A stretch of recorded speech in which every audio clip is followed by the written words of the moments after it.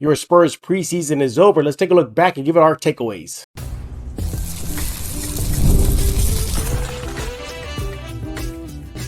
You are Locked On Spurs, your daily San Antonio Spurs podcast, part of the Locked On Podcast Network. Your team every day. Happy Monday, everybody. Welcome back to Locked On Spurs right here on the Locked On NBA Network. I'm your host, Jeff Garcia, Spurs writer for Ken's 5 San Antonio. Make sure to follow me on X at Jeff G Spurs Zone. And yes, I recovered. I got smoked with a cold over the last few days, and finally I'm feeling a little better to come back. Trust me, you did not want to see me on video at all. It was a disaster. But nevertheless, feeling better. Thank you for those that reach out to ask me if I'm doing well. Doing a lot, not 100%, but enough just to fix all this stuff. I know last week we ended Locked On Spurs, just like string of audio shows, but had no choice. Seriously, had no choice. It was bad luck if I did video. But nevertheless, we thank you for making Locked On Spurs your first listen every single day. Free and available wherever you get podcasts. iTunes, Spotify, the list goes on and on. Ken's 5 Plus app. Seriously, pick a platform. I don't care what it is.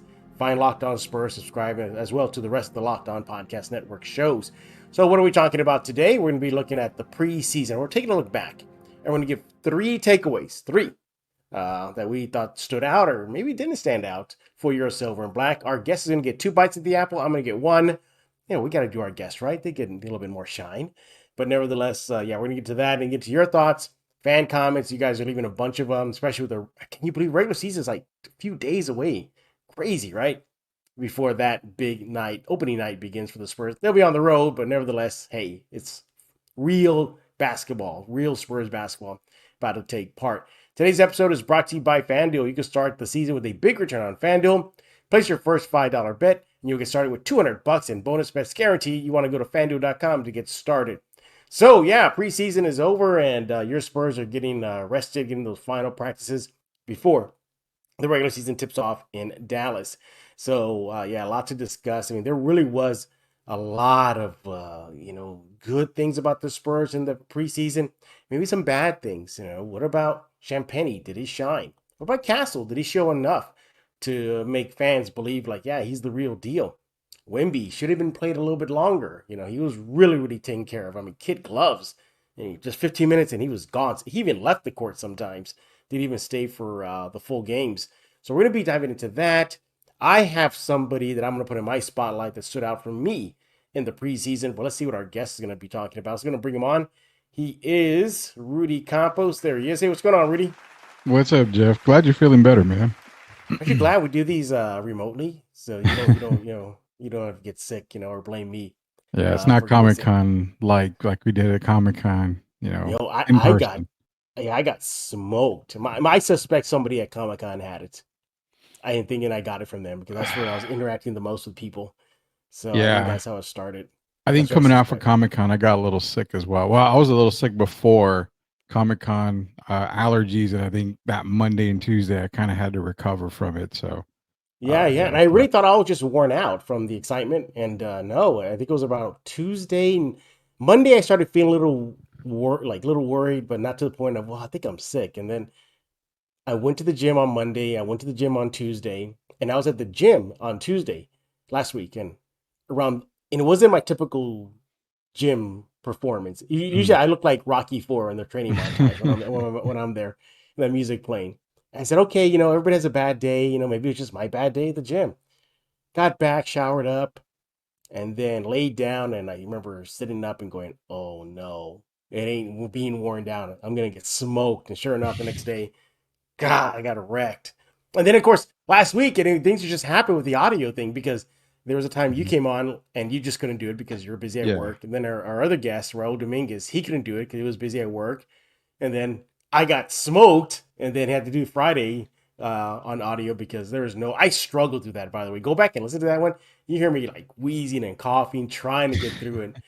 But back in video, not grossness, not phlegm and hacking and red eyes. So I'm glad. We don't all get the Kawhi Leonard treatment where we can sit out. We all have to continue and march on every day. The CEO at the San Antonio Zoo, Tim Morrow, he'd be very glad you said that. Yeah, he'd be very glad to say that. Hey, but you're not here for my IR update. You're here for the silver and black. And the silver and black finished their preseason, and they're gearing up for the regular season in just a few short days. Rudy, you are the guest. Let's go and look at some takeaways that good or bad, or maybe making you scratch your head a bit. Let's start off with you. What is your first takeaway from the preseason? Well, I'm going to give you the good part. The good part is the guy who I had number one in the NBA draft as my rated prospect, and that's Stephon Castle. Showed a lot of promise, both on the defensive side and the offensive side of the ball. Showed, a lot of people were expecting him to play point guard and be the point guard for the Spurs in the future. Still can happen. Still very well much in line, but he showed a lot of off ball awareness and the way he could play off the ball as a two guard. The kid's going to be special. I think he averaged 11 points a game. Was averaging right around. I think he made like 3 attempts a game from 3-point range. His 2-point shooting is going to have to improve, obviously, but just overall performance by Stephon Castle. Looks like the future is going to be bright with him. Glad the Spurs were able to draft him because, like I said, he was my number one prospect in the NBA draft. But a true Spur type of player. Are we going to see a whole lot in his rookie season? You almost think that he's earned his way into the rotation for some heavy minutes, probably starting around 22 to 24 minutes a game. I think as a rookie would be really good for him. I wouldn't doubt if there's a little bit more minutes in there for him, but with Devin's injury, it's gonna be kind of funny because you have Champagnie, you have other guys that could step up, but did Stephon do enough in the preseason to maybe get that starting spot next to Chris? I'm going to check yes. I think you need to kind of put him on the floor early. You're in a season where you're not expecting to make the playoffs probably. I guess inside the Spurs locker room, you are expecting, fans are expecting it, but overall, I mean, you're still rebuilding, you're still growing. So having him as a starter early in the season may be a good thing for him. Yeah, to add more to it, to your bringing up Castle here, I did like what I saw. The only thing that concerns me, Rudy, and maybe you can calm me down, is the shooting. That was the big knock on him coming into the league. And it really showed 25% shooting from the 3 line. He took 3 attempts. Barely made 1 a game. And then, he shot 45% from the field overall. Do you think that's going to just come with time? Should Spurs fans be biting their fingernails thinking like, this guy can't shoot worth a lick? Now, we've seen that happen plenty of times. Even one of the best Spurs player, and people are going to probably hate me, Kawhi Leonard was not a great shooter coming into the league. So it takes time to improve. I'll give you something to cheer about. Tony Parker wasn't a great shooter. All right, there we go. So it's something that you don't want to be too concerned with. And I think a lot more people are concerned with it because this is a shooter's league now. Right. It's, 3-point line is probably, where everybody wants to live and camp out on. It's not about that. He's going to improve on his jump shot. It's going to take a little bit of time. Remember Keldon Johnson as well, most recently improved his shooting, and he continues to improve his shooting. So just give it a little bit of time. Don't let the preseason fool you. It's preseason for a reason. Season starts here pretty soon. Sure. Just let it bleed. Let the pieces fall into place for him. Yeah, the Spurs let him cook. 21 minutes per game through 5 preseason games played. He played them all, and give you double figure scoring, 11 points. I like that he gave you nearly 4 assists per game, 3.6. However, nearly 3 turnovers a game, 2.8. That ain't gonna work. That ain't gonna work. That's just a rookie. Look, get it out of your system now, Steph Castle. You're getting adjusted to the league, to playing with your teammates. We get it, and I think that's still gonna trickle over into the regular season. But I'm hoping that will clean up. I'm really, really hoping that will clean up. Now, hold your thought. We'll wrap up this segment with your final takeaway. Let me give you mine. Julian Champagnie. That starting position for him with Devin Vassell being out start of the season is his. I think he nailed it. He sealed it up, ziplocked it. He just proving that he is going to be inserted into the starting lineup. And I think Popovich all but admitted that that's likely what's going to happen. 5 games, 20 minutes per game, 12 points per game in the preseason. And here's what I like. 43% shooting from the field and 42% shooting from the 3 line. Yeah. I like what I see. He kind of had a so-so last season. He was really like vanished. But if he can be that diamond in the rough, that outside threat the Spurs desperately need, I like what I see out of him. He's going to open the floor for Victor. He's going to be more than a Band-Aid. He's going to be, the the name brand Band-Aid that's coming in for Vassell while he's out. This episode is sponsored by BetterHelp. Look, Halloween lets us have fun with what scares us, but what about those fears that don't involve zombies and ghosts? Therapy is a great tool for facing your fears and finding ways to overcome them. Because sometimes the scariest thing is not facing our fears in the first place and holding ourselves back. Therapy is very helpful. Learning coping skills, positive coping skills, setting boundaries. What empowers you to be the best version of yourself if it isn't just those for those experienced major traumas, those for also experience good things, just want to keep those good things going. So if you're thinking about starting therapy, give BetterHelp a try. It's entirely online, designed to be convenient, flexible, suited to your schedule. You just fill out a brief questionnaire, get matched with a licensed therapist, switch therapists at any time for no additional charge. Go to BetterHelp right now. It'll help you become your better version of yourself. Overcome your fears with BetterHelp. Visit betterhelp.com/LockedOnNBA today to get 10% off your first month. That's BetterHelp, HELP.com/LockedOnNBA. This is Emilio Rivera, the Padrino for the Mayans MC. You are listening to Locked On Spurs with Jeff Garcia. You know, he gave you about 4 rebounds per game in the preseason. And just overall, though, the confidence that I'm seeing out of him from the outside shot, it's going in, and the way he conducts himself, he's very confident in the media sessions, very confident on the court. This is what the Spurs lack: outside shooting. He's gonna bring that, And then when Devin does come back, imagine having another weapon like that coming off the bench for the Spurs. I mean, my only concern is he stays consistent. That's the only thing. He has to be consistent. But he was consistent in the preseason. Rudy, your thoughts? So I don't want to be the bearer of bad news or bring up bad thoughts here. Here It goes. Here we go. I'm not another guest you have on the show that brings up nothing but bad negative juju. So what I want to say is, didn't we have the same hype coming into last season when Champagnie was kind of tearing it up in the summer league, and everybody expected him to have a big time role with the San Antonio Spurs? Preseason was pretty good. Got into the season, and then it kind of went downhill from there. Sure. So I would say curb expectations right now. I get Pop's going to use him as a starting, 2 guard, but can he really handle the NBA starting 2 guard position? We saw the struggles last year. So a year later, possibly, gives him a year under his belt. But at what point do you realize that maybe it doesn't work and you got to go a different route? Is he going to kind of go a little bit down like he did last year at the beginning of the season, and he had his struggles? That's my concern. But you're right. I mean, he averaged, I believe it was 12 points a game, shooting over 40% from both from 3-point range, and then overall. So, I mean, he's putting up the numbers you need. It's just the consistency. And, that's kind of where I see, does he better fit as a starter, or does he best fit coming off the bench alongside maybe Keldon? And that's why I mentioned the possible of Stephon starting Castle. Yeah, no, I agree with you. I think his better role is coming off the bench. But if he's a Band-Aid until Vassell comes back, look, he's not Vassell. Vassell does a lot more than what Champagnie can do. No knock on him. I think Champagnie wouldn't even admit that himself. But they're not a bad Band-Aid. Again, my only concern is can he maintain this in the regular season? It's the only thing. Can he maintain this?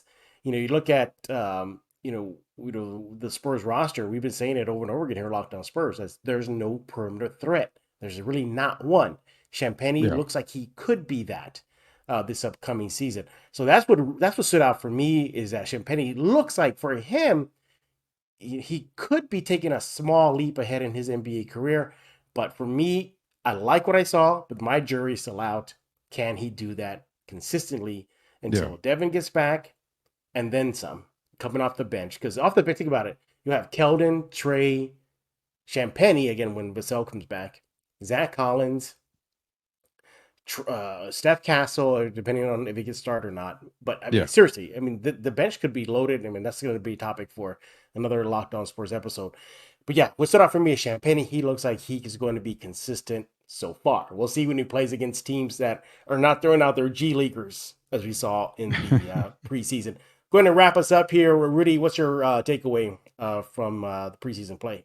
So where I give you a good, I'm going to give you a bad. There's got to be a bad in the preseason. And A guy that played all 5 preseason games, got about 23 and a half minutes per game, only came out with 7.6 points per game is Harrison Barnes. One of your big time interesting. off-season additions that you were expecting to come in. Now, I don't put a whole lot into preseason, really don't. But in preseason play, it could be, is he not adjusted to the Spurs style play just yet? I get it's going to take a little bit of time, but I figured I would have gotten more out of Harrison Barnes in the preseason, getting used to his teammates, but I never got the Harrison Barnes from Sacramento or from, excuse me, the Golden State days. You know, I kind of got the low end part of Harrison Barnes, and I'm hoping that's just preseason right there. I'm hoping coming into the season, it's a little bit better. You're going to be able to play with Chris Paul a little bit more. You're going to be able to play with Wemby a little bit more. So because the lineups were so kind of wish-washy, and it's, again, preseason, not going to play a lot of these big guys, big minutes and everything, but I was expecting a lot more from Harrison Barnes. Is it concerning going into the season? I'm going to say it's a little concerning for me going into the season. I just hope that he figures it out, and the coaching staff figured it out for him going into the season. But that's my takeaway as far as preseason goes. Sure. I just didn't get a whole lot of what I was expecting out of Harrison Barnes. Yeah, I mean, you can arguably say that he maybe was the worst Spur in the preseason. You go by numbers only. But again, I'm with you. I'm not gonna put much stock into that. Yeah, I mean, he knows. Maybe he's just coasting it. Until the real deal begins this Thursday. I do believe he is going to be integral as the season moves on. You chalk it up to adjusting to teammates. He's talked about the team needed to create more chemistry. But no, you're right. I mean, 36% shooting from the field. I mean, that's not Harrison Barnes like. 33% from the 3 line. Again, not Harrison Barnes like. And he was one of the guys that you could have said that, hey, he could be at least somewhat of an outside threat. That was kind of like for not, again, in preseason action only. So keep that in mind. But he did a lot of the other things too. He gave you about 3 rebounds per game, gave you about an assist a game. Getting that veteran presence on the court, I think and the locker room, I think is going to do well for the Spurs. But I think Barnes statistically may have been the worst Spur, but I don't think you need him. I don't think the Spurs are going to look at him like you need to give me double doubles every night. I don't think that's going to be his role. His role is going to be to hit the key shot from time to time. Hit the key shot, be the calming force, settle the troops down on the bench and on the court as the season goes on. I have an honorable mention I could do as far as takeaway or honorable mention takeaway is I took away how delicate they were with Victor. Really delicate. He only played 2 games. He averaged about 19 minutes per game in each. About right. Poppy always said, he's going to give him about 15 minutes. So it's about right. I like it because that's your star. That's your franchise. I get that. He had a long summer, Olympics. We get it. Even Pop said that he has a little bumps and bruises. But at the same time, I wish they just ramped him up a little bit more in that final game just to get everybody else around him some time to get adjusted to him. We saw we saw the Harrison Barnes. Remember when Victor was upset that Harrison didn't throw it up? Yeah. Get some of that chemistry going on. So that's kind of an honorable mention takeaway it's like, I get it, Spurs, what you're doing, but then I just wish you would have given him maybe 25 minutes in that final game. Just something to get him going before the regular season begins in Dallas. What is your kind of honorable mention takeaway? I'll say my honorable mention takeaway was, man, this is it's kind of a tough thing. Not going to go. I'm going to take. Minix is one of them. He's 1A. And I'm going to take Sohan for 1B. I was pretty impressed with Jeremy in the preseason. About 13 and a half points a game in 23 minutes as well. He did a lot of little things better than what I've seen in his previous time with the Spurs. So the key I liked the most out of Jeremy was he was able to do what you and I talked about. And man, why do we always bring him up, Jeff? You do this to me.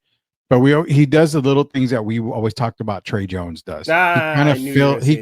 He fills the stat stocking, basically. He got 7 rebounds. He had about 2 assists, about 1.5 steals a game.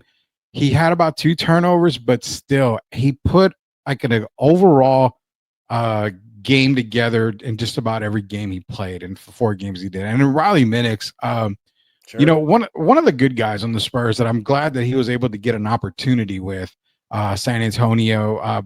He can score the ball, but it's one of those guys that you're going to see develop in Austin a lot. He could get a call up sometime soon based off of injuries or something. Maybe trade deadline. You move a couple of players, you're going to have to fill in a couple of roster spots. But I like the Riley Minnick signing. I really had liked him in college, so just to see him make it with the Spurs is a good thing for Riley as well. Hey, I want to talk to you about FanDuel. You want to go to FanDuel.com right now. Hey, NFL fans, you can start the season with a big return on FanDuel, America's #1 sportsbook. So much when you get a hunch in the middle of a game, you can check out the latest stats, view live play-by-play, so much more on the same page where you place your bets. You just got to go to FanDuel.com right now. Speaking of FanDuel.com, look, the NBA season is also around the corner. Spurs fans, time to have some fun with your silver and black on the court. The app is very easy to get, very easy to use, user-friendly, very intuitive. Make your picks, 1, 2, 3.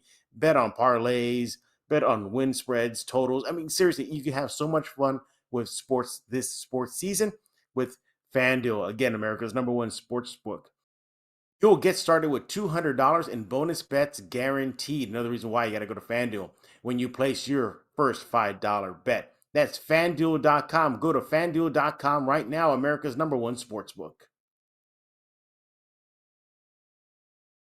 Hey, what's going on? I'm Josh Dela Cruz from Blues, Clues, and You, and you're listening to Locked On Spurs with Jeff Garcia. Yeah, 57% shooting from the three line for Minnick in 3 games played. He took about 2 3-pointers, made about 1 each. And then overall from the field, about 67% shooting. Yeah, he's a shooter, and the Spurs need that. It's like Matt Bonner version 2.0 if he pans out. Right. Hey, that's his ceiling. And I'm pretty sure the Spurs will be okay with that, considering how key Bonner was during that playoff title run. But yeah, he has that overall, potential to play a Doug McDermott type role easily. Sure. Yeah, easily. Yeah.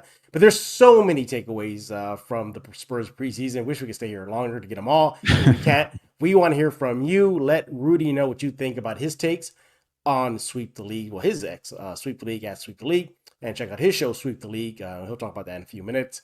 And then you let me know by simply subscribing to the Locked On Spurs YouTube page and giving us all your comments. Yeah, seriously, I mean, you could have picked anything like Keldon and his, how sleeker and slimmer he looked. You could go on with Trey Jones.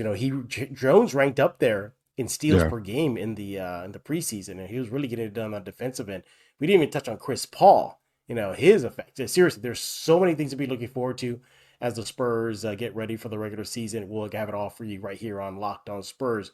Speaking of Locked On Spurs YouTube, let's go and see what you guys are talking about. And no, we're not talking about how Rudy asked me if he can, meet Sophia Boutella at Comic-Con. Jealous. You're trying to be slick there. You're trying to be slick. I did. I was trying to get behind the scenes and I got busted. So I was told to go back to my my vendor table. Yeah. No wonder why you were gone for a few minutes. Wanted to go check you out. Because I did go look for Rudy one day and he was gone. I go, I just finished the Boutella interview and he's gone. Yeah, Rudy went to go try. I don't blame you, Rudy, at all. I don't blame you. I don't blame you. Can't all blame right, so I can, yeah. Let's go and look at some Locked On Spurs fan comments. And seriously, Rudy, there's so many of them. Let's All right, let's go with this one. It's like pick your poison here. We'll go with Carlos R. Again, I'm sorry if I'm butchering your YouTube handle here, but HJ2VT. Okay, so there it is. Carlos R. HJ2VT. He's reacting to the recent Locked On Spurs about the next step. One thing we need to see out of Victor Wembanyama going into the new season. Here's what he had to say. As a 20-year-old, he has plenty to work on. Pick your spot, take what is given to you, develop your 2-3 moves, cut down your turnovers, then work and maturity will lead you to more comfortably leading others. So there you have it. So, as much as we're seeing Wemby just being dominant in a rookie season and like he'd do the same thing next season, there's still kind of a lot of areas he needs to improve on. Carlos brought up 2 to 3 moves. Do you think he needs to have 2 to 3 set moves that he can always go to for his bread and butter? I agree with Carlos on that. Okay. I think so. When you look at the most dominant players in the NBA history-wise, Jordan, obviously just Jordan, Yeah. just Jordan. I mean, but then you've got Olajuwon with the dream shake. Shaq with just a step back basically into the paint, slam dunk. I mean, Timmy had the back, off the backboard, just a big fundamentally sound player. A lot of these greats have a move. And with Victor being so tall, there's no reason why I've said it before. He shouldn't dominate the Right. paint. I mean, a little simple sky hook like Kareem Abdul-Jabbar that was very, very unblockable. I mean, very rarely did it get blocked. He could develop a sky hook, kind of get a little Oh, yeah, for fadeaway. sure. Yeah. Yeah, similar to, and I'm not throwing names out there, but a little fadeaway on the baseline, like you would see Patrick Ewing do for the Knicks. There's just so many low post moves that he could get to establish himself. I think he's right. He's got to be able to get 2 to 3, maybe 4 moves that are his go-to moves. And again, I mean, every great player has a go-to move or two that they use to separate themselves from their opponent. So I agree with Carlos 100%. He's got to develop something. Yeah. I hate that he camps at the 3-point line a lot. It really bothers the Yeah. hell out of me. Yeah. If I'm the Spurs, I'm calling up Kareem. I go, hey, Kareem, how much would it cost for you to come in and teach this kid the sky hook? Can you Or imagine a TD? summer with Hakeem? I mean, that's all he needs. I mean, Dream was just fluid. I don't know if you can, if anybody can do that fluidity. Maybe Victor can get close, but Mhm. Dream was fluid. Kareem, I mean, TD's there. I mean, even if TD teaches him the bank shot, I'd love to see that. Yeah. Just something. I mean, look at go-to moves. LMA, what was his step back mid-range shot? You Yeah. mentioned TD, the bank shot. Tony Parker, all his fails the floater in the paint. So he needs to do that. And I suspect he will get at least 1 or 2 this upcoming season. All right, thank you for that comment there. We appreciate it. The next one is from, I don't know if I'm being clowned here, so I'm going to take a risk here. Okay, now, first of all, they're reacting to a recent episode about Jeremy Sohan. And I think we talked about, within there about the Spurs draft positioning. So I think that's where this came from. Yeah. This is from Headlog 8311. So Love the names. it's Disney show here, everybody. Get your head out of your gutter, your mind out of your gutter there. But anyway, Headlog 8311, he's saying, and this is right up your alley. This is right up your alley, Rudy. Can anybody else picture we get between ours, Spurs, and the Atlanta pick, Cooper and Bailey? We would destroy the league. I don't think that'll ever happen, Headlog 8311. But there's still a chance the Spurs can get a high enough pick to get a Bailey. A Bailey, I could see a scenario that happens. Is this a draft where if the Spurs just land in the top 8, just seriously anywhere, you're okay, even top 10? Yeah. You're Okay. talking about a generational draft. I mean, we're just gonna kind of call it as it is. It's really a generational draft right now. You've got you've got Cooper Flag, Ace Bailey, VJ Edgecombe, Dylan Harper, Nolan Traore, Hugo Gonzalez from Spain. I mean, you've got so many guys that I even failed to mention a whole bunch of them that are going to be instant impacts in the NBA. So, yeah, if Atlanta struggles and the Spurs struggle, I mean, the possibility of getting 2 top 5 picks is there here in this NBA draft. So, I mean, you're not dreaming. Let's put it this way. Before the season starts, you're probably on the right path if you're having those dreams of a Cooper Flag and Ace Bailey type of draft. I mean, the possibility is there because both Atlanta and San Antonio are not expected to be very good teams this year. But I go one step further.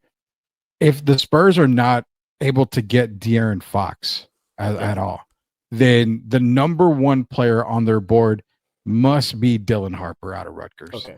That's it.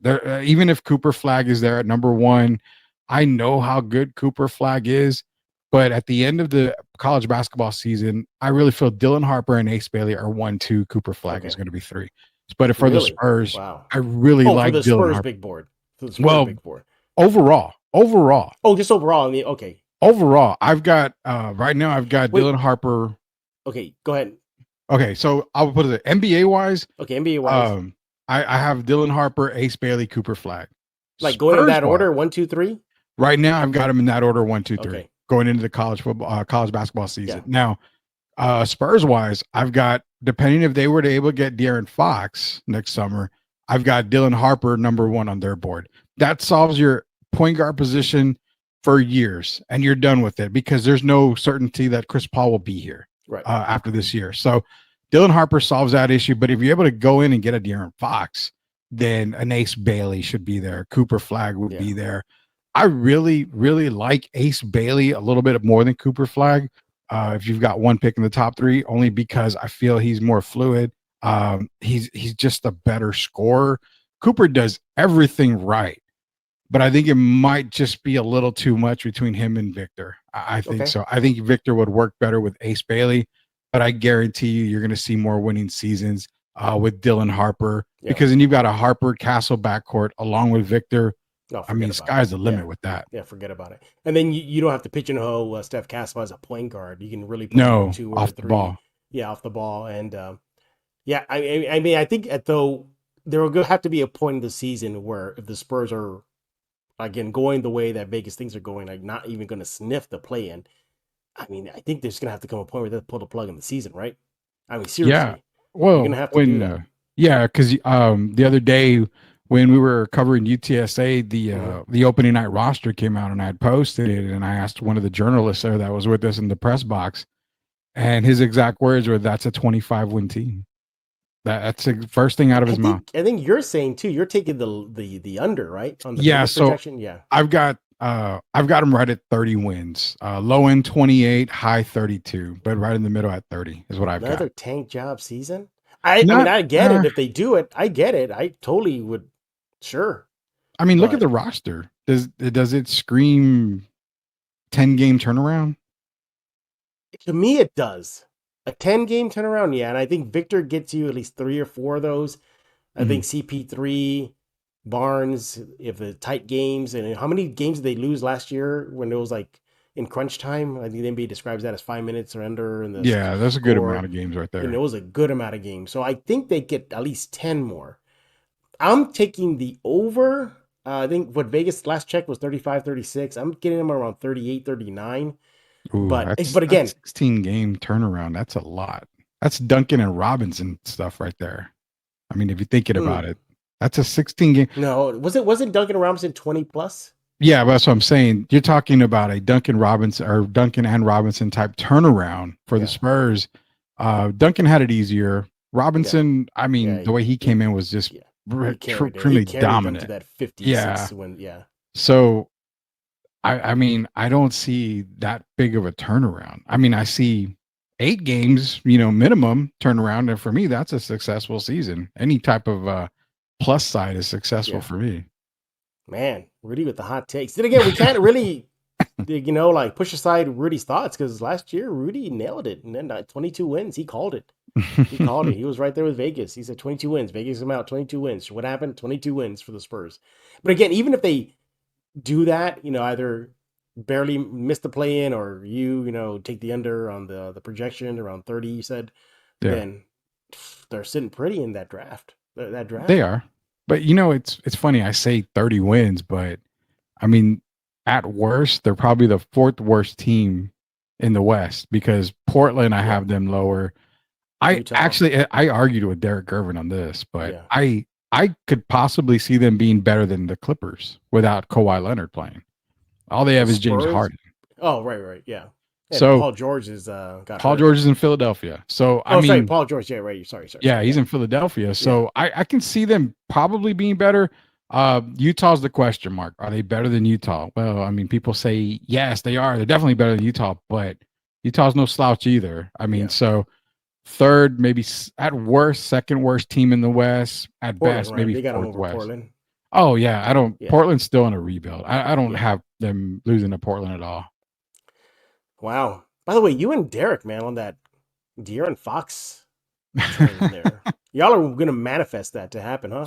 Unless Derek knows something we don't know. Well, I'll just say that Derek talks to a lot of people. So we can't say sources, but he talks to a lot of people that are kind of closer than I am. But I mean, Hell, we had to drive home the other day from the UTSA game. If you haven't seen it, go to YouTube and see it. We added another person in there that Ooh, interesting. 2025 is going to be interesting, Jeff. Well, just keep an eye on the Milwaukee Bucks. That's all I can say. Keep an eye on them. So See, this is why you got to go to Sweep the League. Go to Sweep the League. Follow Rudy on X at Sweep the Yeah. League for all those juicy tidbits that Derek kind of puts out there. Rudy, speaking of sweep, we teased it all episode. Tell us more. You guys had a significant jump in subscribers, so congratulations. What's going on? Yeah, appreciate everybody that subscribed. We were out at Big Texas Comic Con. We worked our tail off, so we went from 600 subscribers all the way to 930 in a Ooh, weekend. that's a So jump. massive jump about everybody subscribing. We just continue to grow. We had a lot of guests. We most recently talked to Sweetie Claxton, former NBA champion with the San Antonio Spurs. We've got a local high school basketball great. Dante Mathis from East Central is going to be joining us here pretty soon. He's an assistant coach with Texas State. We've also got other guests on the horizon. So go to YouTube, search Sweep the League TV, and be a subscriber so you don't miss out. We're Monday through Friday, and everybody's begging me in my DMs to get you on a show, Jeff. So I got to do it this week with you sometime. So now that you're feeling better, I got to get you on there. Hey, by the way, as everybody can tell, the Nerd Wall is still here because I got sick last week. It saved the Nerd Wall for another week because the tech people didn't want to come to the apartment when I was sick to fix everything. So they're like, well, wait another week till you get better. So win, I guess. I was able to preserve my Nerd Wall for one more week. But so if this is truly the last week of it, which I'm pretty sure it is now that I'm feeling better, Rudy, you're on one of the final shows with the Nerd Wall. I'm blessed to be on because I actually, full disclosure, Jeff, before we go, the Nerd Wall is probably coming back down from me. Ooh, so all this might be going away. So you and I both will probably have to be losing a lot here. Man. Oh, you're sick. You're still sick a little bit. See, maybe I just fake it again and then Ken's okay, we'll wait another week. But nevertheless, no. I had even a couple of Ken's personalities email me on the Ken's email. They're like, so it's going down? Like, what? I'm like, yeah, it's going down. So, but all I gotta say is I know what's coming for Locked On Spurs, and I think it'll be a significant jump from what it's been. But I kind of like the grassroots vibe this has. There's nothing fancy. There's no neon lights or green screen. All that's coming. It was just very. It's like, what do we like in the movies? Practical effects versus CGI, and that's what it feels like. I'm old school, practical effects, but the CGI is making its way to Locked On Spurs. But I already got a sneak peek of what Ken's is doing. I think everybody will like it, so we're all good. But my Nerd Wall lives for one more week. But nevertheless, thank you, Rudy, for taking time out to join us here on Locked On Spurs. Make sure to follow me on X at Sweep the League, and we'll be back tomorrow as the regular season is just right around the corner. It's a few more days, getting you ready for the opening night game versus Dallas on the road. And of course, all things in between when it comes to your silver and black. Subscribe to Locked On Spurs wherever you get your favorite podcast, iTunes, Spotify, Kids, 5+ app. Pick a platform. We are there. Subscribe to all the Locked On podcasts from NFL to NHL to NBA. We are there getting all your sports every single day. So good on the Locked On Network. So for Rudy Campos, I am Jeff Garcia. We're going to put a lock in this episode of Locked On Spurs.